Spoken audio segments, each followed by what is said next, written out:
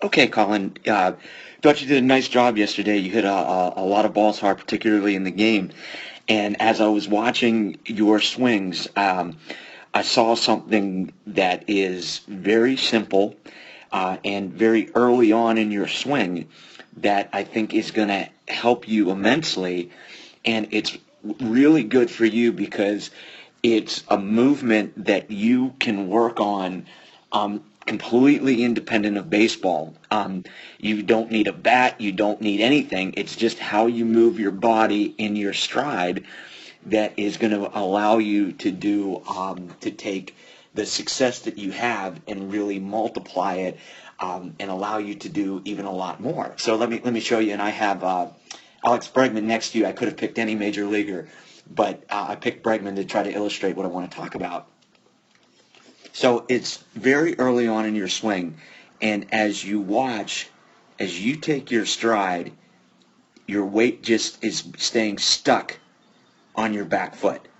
And you can see as you're trying to get off of it, you start turning even before your toe gets down. So what we want to work on, and we've talked about this before, is getting a better distribution of our weight, getting way more weight onto our front side. Like we were talking about at the beginning of hitting yesterday, staying back doesn't mean that we're keeping, let me get my drawing tool, that we're keeping weight on our back leg. Staying back is keeping, our chin over our belly button.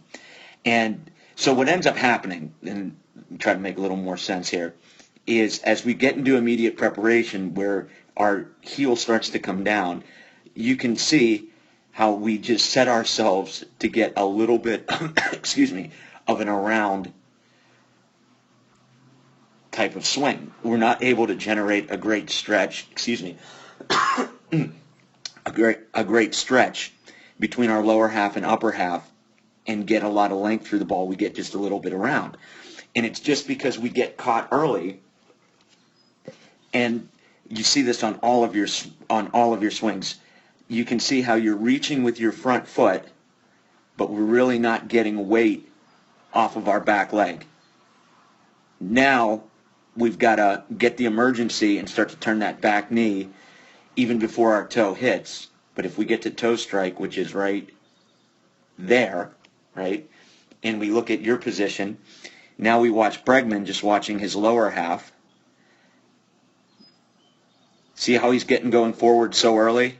And so when he hits at toe strike there, look at the difference in terms of the weight being off of his back leg versus the weight that you still have on your back leg, which allows him then, as we watch his immediate preparation, you can see how that allows him as you watch the flight path of his hands, how he's able to come so straight out to the ball because he's able to get a more efficient rotation. As you just watch his lower half. I can't zoom it in anymore, but just watch from there down. See how he's carrying weight off of his back leg?